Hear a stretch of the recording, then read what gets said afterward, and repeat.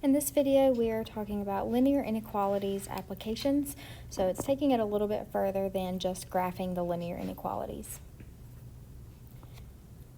A few reminders: to graph a linear inequality, you need slope-intercept form, which looks like y equals mx plus b, but instead of an equal sign, you'll have an inequality symbol.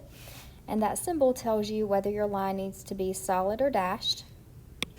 So solid or dashed depends on whether or not you have the line underneath the inequality. The line underneath the inequality tells you the equal to, so it's solid if you have the line underneath it, and it is dashed if you do not. Then you have your shading, so you shade either above or below the line based on whether it's a greater than, where you would shade above, and less than, you would shade below.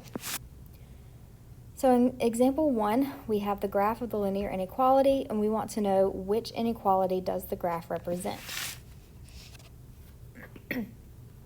So first, it would be helpful for us to know what this graph is in slope-intercept form. So that means we need y with our inequality and then mx plus b. Well, we can see the y-intercept is at -4, and we can find another perfect point to find the slope. So that would put us going from the y-intercept going up 1, 2, and right 3. So up 2 is a rise of 2, right 3 is run 3. So then we have x. And then our only next step is to find the inequality symbol. Since this is a dashed line, we know that our inequality is not going to have the line underneath it, and the shading is above, so that tells us that it is a greater than. So it's greater than, and it does not have the equal sign underneath because it is dashed. Now we just need to look at these inequalities listed for A, B, C, D and find out which one gives us this exact same inequality.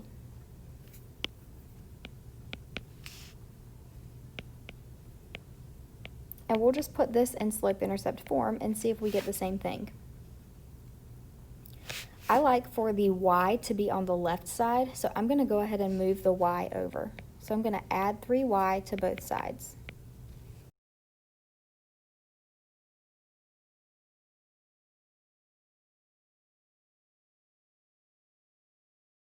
So this is close to what I need, but notice that the inequalities don't match.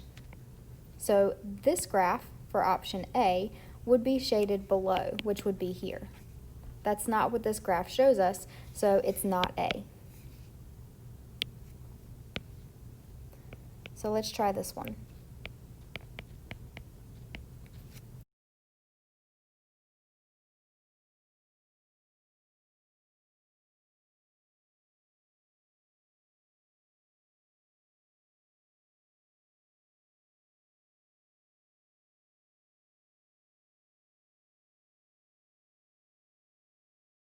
Now our inequality symbols match, our slope and y-intercept match.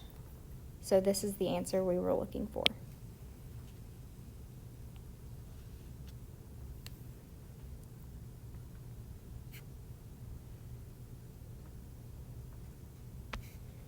In example 2, we have a similar situation.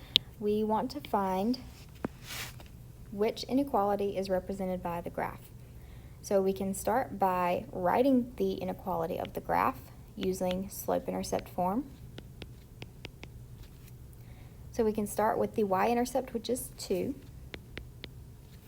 and from there find another perfect point in order to find the slope. So this would put us going down 1 and right 2. Next, all we need is the inequality symbol. This is a solid line, so we're going to have a line underneath the inequality. We just need to know if it's less than or greater than. If we think of this line as a ladder,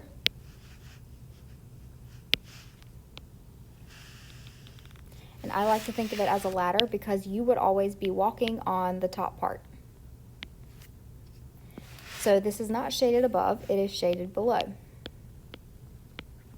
And if it's shaded below, then that tells us that's a less than. So y is less than or equal to negative 1/2 x plus 2. And number 6, which graph displays the inequality shown here? There's a little bit more work involved with this one. So first what we're going to have to do is distribute by multiplying 2 times each of these terms. So that would give us 2x minus 6 plus 4y is less than 8.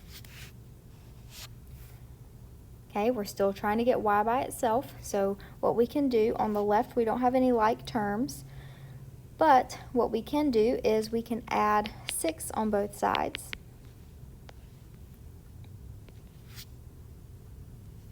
So that would give us 2x plus 4y is less than 14.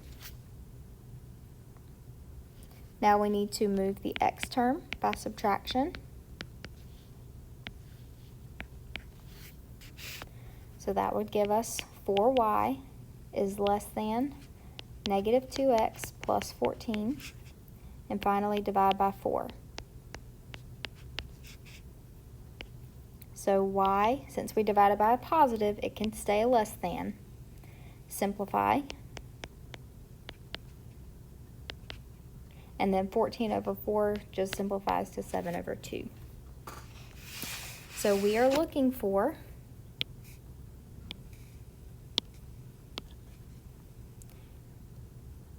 negative slope. We're looking for shading below because this is less than.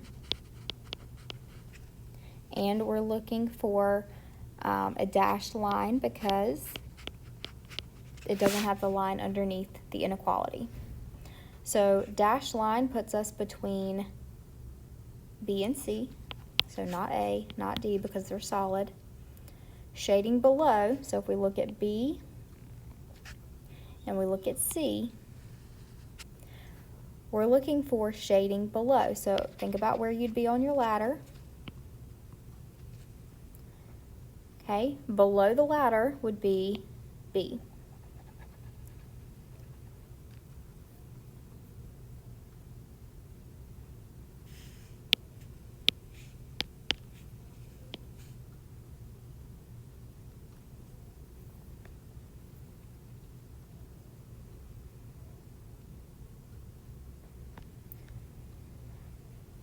All right, which is the graph of the inequality in which y must be at least 5 greater than 3 times x? Okay, so for this one we have to write the inequality from this description. So we have y must be at least. So think about at least. If I always like to think of it in terms of money because that makes the most sense tangibly. So if I need at least $10, then I need $10 or more than that. So at least means greater than or equal to.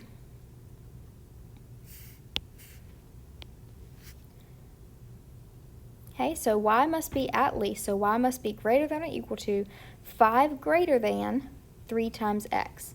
So it has to be 3 times x and then 5 greater than that, or plus 5.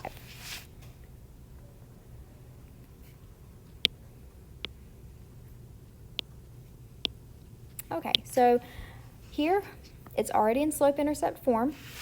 We have greater than, so shading above. We have the line underneath, so that's a solid line. And this is a positive slope.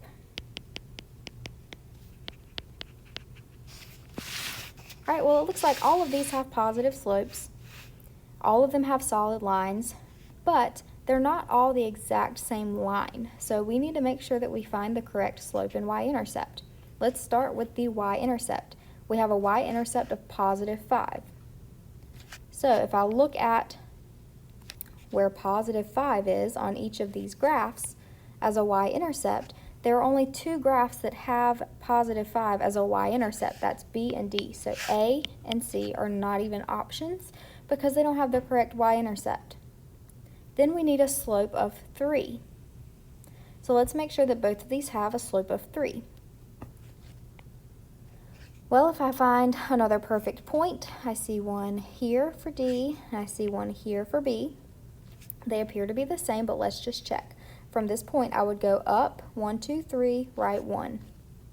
Up 1, 2, 3, right 1. So they both have the correct slope. We just need to look at the shading. So remember where you would be if this was your ladder. Right, well, you're on top of the ladder, so that's where your shading should be if you want it above.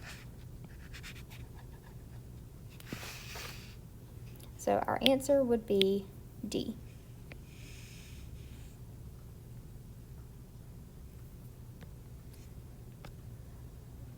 Okay, these are some more application-based ones.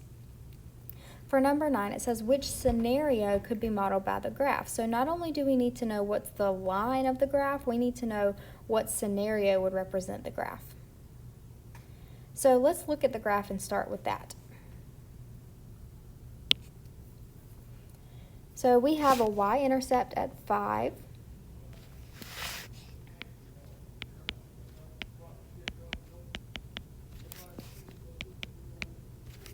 And the slope, if I go to another perfect point, our slope is -2, right 1, so down 2 over 1. We have a solid line, so there's a line underneath the inequality, and it's shaded below, so less than. And just to simplify this, -2 over 1 is just -2. Okay, so let's see which of these scenarios would represent this graph. The number of pounds of apples, y, so y is apples, minus 2 times the pounds of oranges, x, is at most, so less than or equal to, 5. Okay, is this the same inequality? Well, we can't know that unless it's in slope-intercept form. So to do that, we would have to add 2x on both sides. And that would give us y is less than or equal to 2x plus 5. Since that's a positive 2x, this is not what we're looking for. It's not the same equation or inequality. All right, let's try B. The number of pounds of apples, y, minus half the pounds of oranges, x, is at most 5. Okay, well, I can already see if I add 1/2 x on both sides, that would give me y is less than or equal to positive 1/2 x plus 5, and that's not even our slope. C, the number of pounds of apples, y, plus 2 times the number of pounds of oranges, x, is at most 5. Now I need to subtract 2x on both sides. That gives us y is less than or equal to -2x plus 5, and ding, ding, ding, that is our equation that we needed.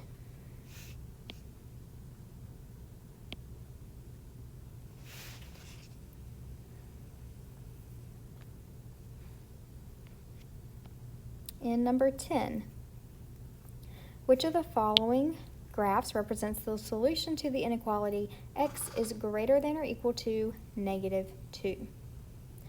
So first of all, this is not slope-intercept form, but it can't be slope-intercept form because we don't even have a y variable here. So if I see x equals or x and then an inequality and I don't have a y variable, I should be thinking VUX. So VUX tells us it's a vertical line, undefined slope, and it has an x-intercept at the number that's given. So in this case, it would be an x-intercept at -2. So let's look at our vertical lines. Vertical lines go up and down. So automatically, it's not A, it's not C. Then we're looking for our x-intercept at -2, which both of these have. Now let's look at our inequality and see it says greater than or equal to. So that means we have a solid line shaded above. Okay, well, above in this case would be anything greater than or bigger than -2. So think about -2 on the number line. If I go to the left, these numbers are all smaller than -2. To the right of -2, these numbers are all bigger than -2. So we would need to shade to the right.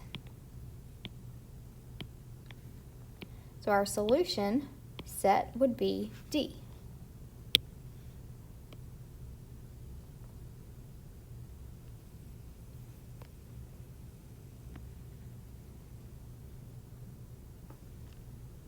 In number 11, we have an inequality and we want to know which point is a solution to this. So remember that for a point to be a solution, it means it would fall in the shaded region, or it would give you a true statement when you plug it in to the inequality. So if we tested A, where this is a point x, y, then we would plug in 0 and 6 for x and y in this inequality. So let's see what that would give us. If y is 6 and x is 0, does that give us a true statement? Well, all we have to do is simplify and evaluate on the right side. So -3 times 0 is 0, and 0 plus 6 is 6. Now, is 6 bigger than 6? No, 6 is equal to 6. So this is false. So A is not a solution.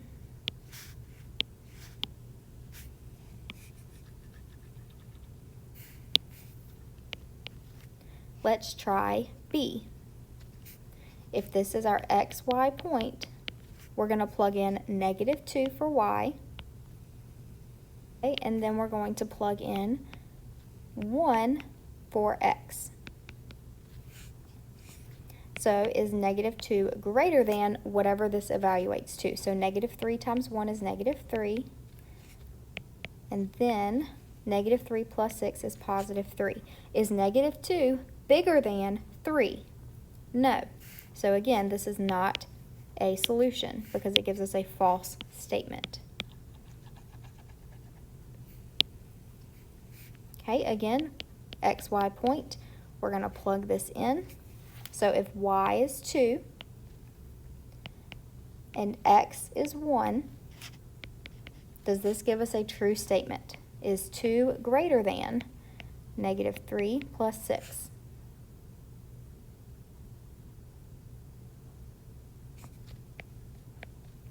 -3 plus 6 is 3. Is 2 bigger than 3? No, not a solution.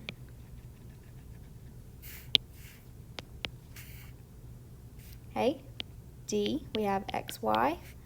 We're going to plug those in. So if y is 5 and x is 4, is this true? Is 5 greater than -12 plus 6? Well, let's see. -12 plus 6 is -6. Is 5 greater than -6? Yes. If you weren't sure about that, think about your number line. -5, -4,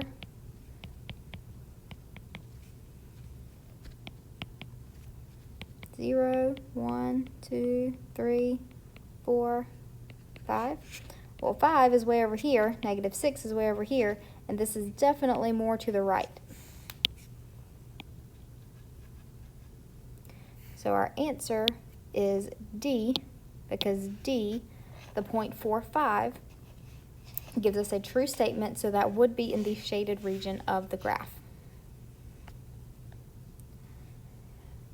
Okay, number 12. Which quadrants on the coordinate grid contain the solutions to this inequality? So first we got to think about what is the coordinate grid and what are the quadrants within it. So let's think about the coordinate grid or the coordinate plane.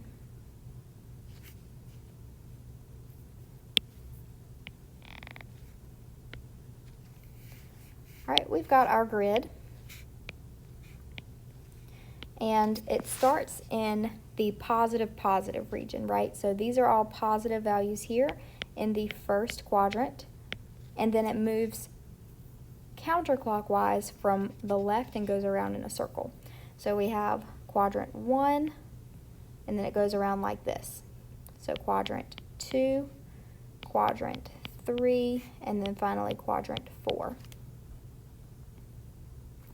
Okay, so this is 1, 2, 3, 4.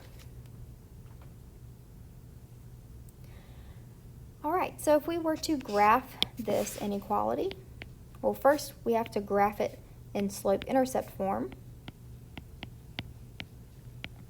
So we need to get that y by itself by dividing by -7. Now when we divide by -7, that gives us y is greater than or equal to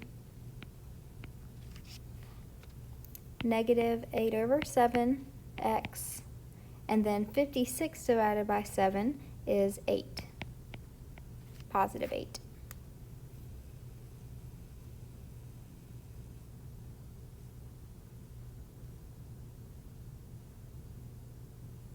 All right, so if we were to graph this, all right, so which quadrant contains solutions?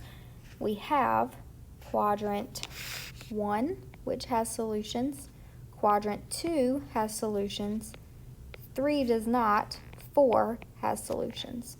So now that's kind of hard to see. Let me do that again. Quadrant 1, quadrant 2, quadrant 3 does not have any, but quadrant 4 does. So quadrants 1, 2, and 4. So if we wrote those in Roman numerals, that would be I, double I, and then IV, which is B.